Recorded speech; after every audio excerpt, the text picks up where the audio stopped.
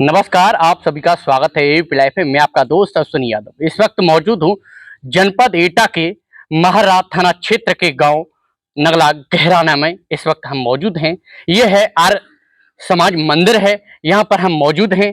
हमारे साथ मौजूद हैं प्रेमपाल शास्त्री जी। इनसे हम इसके बारे में विस्तार से पूछेंगे।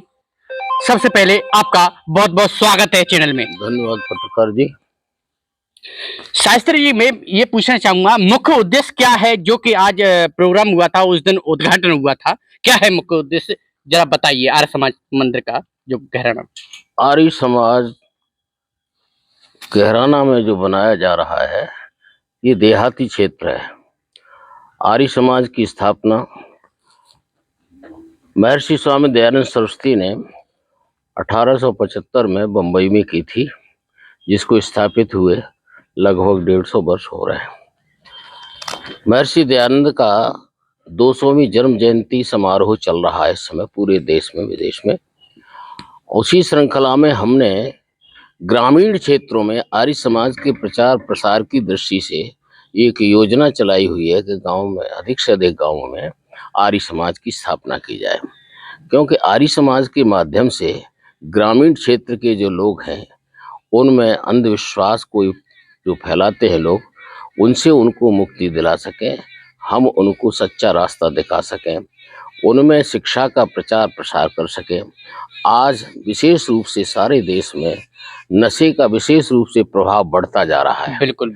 और वो आर्य समाज जो है शुरू से ही नशाबंदी के विरोध में कार्य करता रहा है, तो इसके माध्यम से हम निरंतर इस प्रकार का प्रचार प्रसार करेंगे। अभी हमने स्थापना जो हुई है इसकी, और इसके साथ ही इसका आज उद्घाटन किया गया है, तो उसमें भी हमारे जितने भी भजनोपदेशक हैं, जो भी विद्वान आ रहे हैं, वो भी नशा मुक्ति के लिए, दहेज के विरुद्ध, सामाजिक दूसरी कुरीतियों के, अंधविश्वास पाखंड के खिलाफ अपने विचार रख रहे हैं। इसके साथ साथ हमने इस यज्ञशाला में जिसका निर्माण हुआ है, इसमें यज्ञ करते हुए संकल्प दिलाए हैं विशेष रूप से कि हम नशा नहीं करेंगे। ऐसे ही हमने बच्चों में संस्कार डालने के लिए यज्ञोपवीत पहनाए उनको। हमारी इच्छा है कि बच्चे चरित्रवान हों देश के, उनको अच्छी शिक्षा दी जाएगी तो निश्चित रूप से वो बुरी आदतों से बच सकेंगे और उनसे वो अपने जीवन में नव निर्माण की दिशा में आगे कदम बढ़ा सकेंगे। ग्रामीण क्षेत्र में विशेष रूप से इसलिए भी चुना गया है कि ग्रामीण क्षेत्र में जो बच्चे होते हैं, चाहे बेटियां हैं चाहे बेटे हैं, वो बहुत ही प्रतिभा संपन्न होते हैं। उन्हें अवसर मिलना चाहिए, तो उसके बाद में तो वो बहुत कुछ आगे जाते हैं। इसी परिप्रेक्ष्य में हमने ये योजना बनाई हुई है कि निरंतर ग्रामीण क्षेत्र में अधिक से अधिक प्रचार प्रसार किया जा सके। बिल्कुल। ग्रामीण आंचल में कहीं भी कोई हमारा विद्वान उपदेशक अपना विचार रखता है, तो वहाँ के लोग जो है उसको बड़ी श्रद्धा से, तन्मयता से सुनते भी हैं और उसके साथ साथ उस पर अमल करते हैं। जबकि शहरी क्षेत्र में लोगों को ये नहीं देखने को मिलता है हमें कि वो अपने जीवन में उन चीज़ों से कुछ प्रभावित होते हों। ग्रामीण क्षेत्र का कोई भी किशोर है, कोई भी समझदार सा बालक है, वो एक बार जिस बात को सुन लेता है वो उसको याद रखता है। अगर कोई भजन उनके कान में अच्छा सा पड़ा है तो वो उसे याद कर लेता है। ये विशेषता ग्रामीण क्षेत्र के बच्चों की होती है। साथ ही साथ उनका मन निर्मल होता है, वो अपनी गहराई के साथ में उनके जीवन में वो चीज़ बैठती है। तो ऋषि दयानंद ने कुछ ऐसी बातें जो समाज के सुधार के लिए कही थी, वो विशेष ये केंद्र जो हमारा इस ग्रामीण अंचल में विशेष रूप से यही प्रचार प्रसार करेगा और इसका परिणाम बहुत अच्छा होगा भविष्य में। ये हमारा उद्देश्य है इस संस्था को बनाने का। आज हमने कई यहाँ पर गतिविधियाँ प्रारंभ की हैं। निरंतर यहाँ पर यज्ञ चलते रहेंगे, सत्संग होते रहेंगे, बच्चों के लिए व्यायाम प्रशिक्षण होता रहेगा। और ये जो जगह है, इस स्थान में हम चाहेंगे कि बच्चों के लिए शिक्षा का भी, छोटा सा गांव है इसीलिए यहाँ शिक्षा की व्यवस्था हम बनाने जा रहे हैं, जिससे बच्चे शिक्षित हों। बेटियों के लिए विशेष हमारी योजना है कि उनको सिलाई कढ़ाई के काम और दूसरी इसी प्रकार की आवश्यकता की चीज़ें उनको सिखाई जाएं। उनको आत्मनिर्भर बनने के लिए हम शिक्षित भी करेंगे। शाखाओं के माध्यम से यहाँ पर कार्यक्रम आयोजित किए जाएंगे जिनमें बेटियों को भी शिक्षाएं दी जाएंगी तरह तरह की। ये हमारा उद्देश्य है यहाँ पर। अच्छा सर, कितना एरिया है लगभग यहाँ का जो आर्य समाज मंदिर ये है? लगभग 1 बीघा के करीब बैठता है। अच्छा अच्छा। हाँ, इस पर क्षेत्र में अभी तो यज्ञशाला का निर्माण हुआ है, गेट बन गया, बाउंड्री हो गई है, और साथ में जो जन सुविधाओं की आवश्यकता है किसी जनता को, सबसे पहले स्नानघर है और शौच आदि के लिए, तो वो व्यवस्था की गई है। शीघ्र ही इसमें नवनिर्माण का काम किया जाएगा, जल्दी से जल्दी। अच्छा अच्छा। वो जनता के सहयोग से ही होगा, सब जनता के बिल्कुल। सहयोग से किया जा रहा है। आप अपना परिचय देते हुए थोड़ा।